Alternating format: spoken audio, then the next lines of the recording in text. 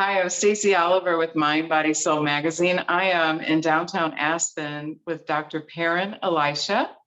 She has an article in our spring issue that you can see at mindbodysoul.media. And she talks about the relationship, rejuvenating the relationship with ourselves through self-love. And she has a bit of a different definition of self-love beyond having a spa day, getting a massage, doing our exercise. It's much more of a deeper relationship that she helps clients with. Welcome. Thank you for being in Mind, Body, Soul magazine. Tell us a little bit more about your definition of self-love. So like you said, I think it has less to do with, treating ourselves through behaviors, which I love too. Everybody loves those. But no matter how many of those behavioral things we're doing, what self-love really is, in my definition, is how we relate to ourselves internally, our internal world. So we're all a myriad of emotions that happen throughout the day. And it's really about how we respond to our very complex emotional life. Because if we're dismissing it or, rolling our eyes at it or wishing it would go away, then we are not loving ourselves, and we feel that very strongly. So how do you help us with real authentic love for ourselves, that inner connection? It's a connection with ourself. Okay. Exactly. So the simplest way to think about it is that we have to make our unconscious assumptions conscious, because how we relate to ourselves largely runs in the background. It's not like a conscious decision we're making with this little tiny part of our brain. Most of our cognitive and empathic emotional functioning is unconscious. So first we have to make the unconscious assumptions conscious. And these unconscious assumptions are the ones that we developed in childhood, usually in the first 3 years of our lives, most profoundly. And they come from our attachment relationships. So if you're my mom and you're talking to me in a very supportive tone, and you're mirroring my emotions, and you appropriately recognize that I'm sad, and you appropriately respond, and I feel safe having all of my emotions, and it's safe to feel angry, and then I know how to regulate my emotions, I'll grow up loving myself more or less. And that works pretty well. But usually it doesn't go quite that smoothly. And usually we end up internalizing a version of ourselves and of what we expect of relationships that's not quite so accepting. Especially in our culture, we usually tend to have these ideas that, emotions are going to be burdensome, that we should always feel a certain narrow range of emotions, that certain emotions are taboo. A lot of people have taboos against anger or grief. Disappointment can be really hard to bear. So what we want to do is understand, how are we unconsciously partitioning off some of our emotional experience. And when we realize why we're doing that, then it's in our conscious awareness, and then it's in the realm where we can change it. Our brains are actually really malleable and plastic, but if it's unconscious, we can't do that work. So the first job is to make those unconscious paradigms that are running, make them conscious, so that they're open to our rational observation. We get to decide how we actually want to relate to ourselves internally. Amazing. So in the article, you also talk about attachment bonds, which is where some of this is coming from. So if we don't get that reflection that you just, or feelings of being loved from our parents, that's where we establish our different attachment bonds. Can you tell us a little bit about that? So our attachment bonds, attachment is really the science that tells us how humans navigate this extraordinary predicament of being incredibly dependent on another human being. So when I'm a baby, and if you're my mom, I am just terrifyingly dependent on you. Can't do anything without you. And so our attachment style basically refers to how we cope with that dilemma. And if the attachment situation is relatively safe and you're there for me well enough, you understand me well enough, then I'll develop what we call a secure attachment style. And basically that style means it's my expectation. So when I go out in the world and I start dating and relating to other people, I will expect them to behave like you did. and I will behave accordingly. Mm. And the reason that language and that model is so important is that if we understand what it was, we understand that narrative in the story, then we can adjust that habit, that pattern, the way that we bond as an adult.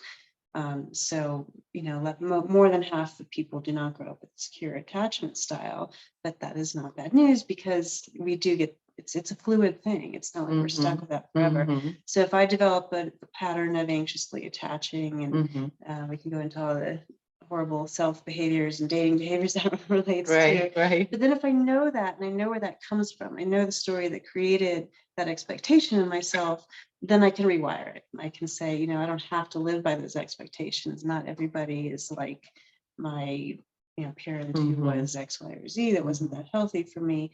And I can learn to behave in ways that are synchronous with a securely functioning adult attachment bond. And that really is self-loving behavior. Self-love is learning to behave in ways that facilitate those secure bonds. And once we understand how to get that cycle rolling, then we create relationships that mirror that back to us, and we give that to other people. And it's a very self-fulfilling cycle. So how do we know that we're loving ourselves in that deeper way internally? Like, are there these,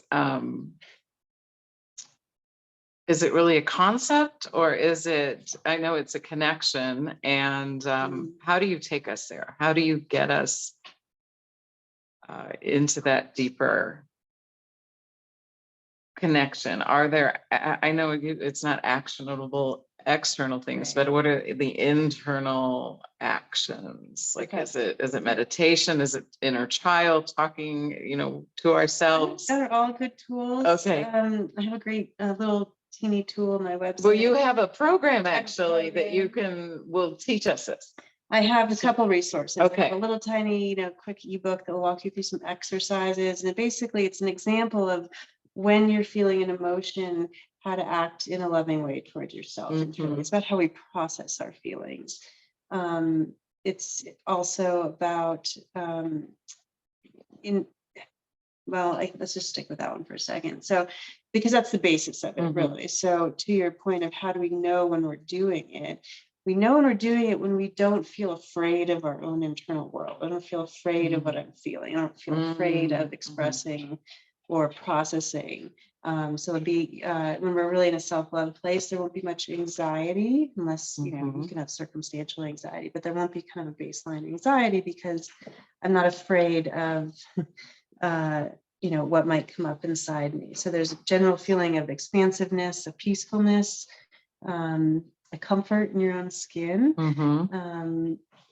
a feeling of resilience, because if we're really practicing this kind of self-love, then life will throw us curveballs. It always will. But we have maybe trust as we trusting ourselves. Yeah. Right. So we don't paint ourselves into these corners where we can't respond to life. And that's where we get anxious or we get depressed. And so when we're doing this, the symptoms are a sense of, I'd say, peace in your own skin, resiliency, self-trust in relationships, which leads to an ease in expressing yourself, and also just a clarity.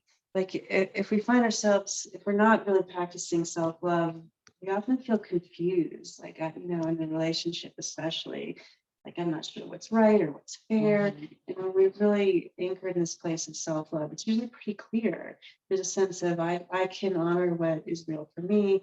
And it's okay, your reality might be different, and I'm going to be comfortable with that. And so there's a comfort with conflict and differences between people. I would think also, though, if I'm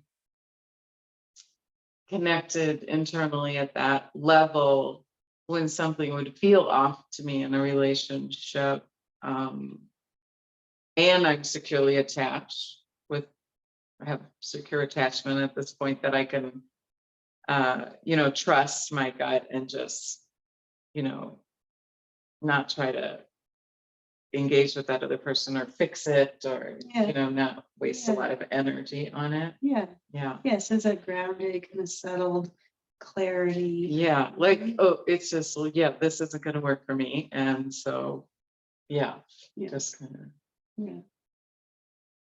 Interesting. Okay, so more at mindbodysoul.media.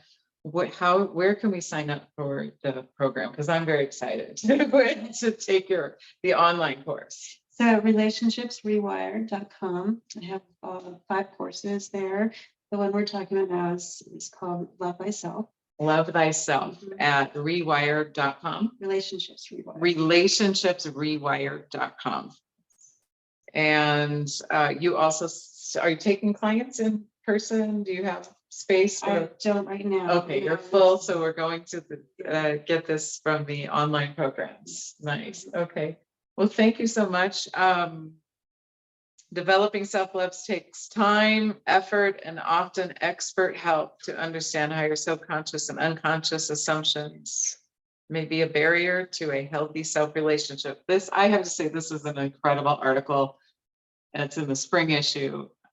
You can read it on page 14, mindbodysoul.media. And thank you for teaching us to love ourselves. Thanks, Stacey. Amazing. Thank you.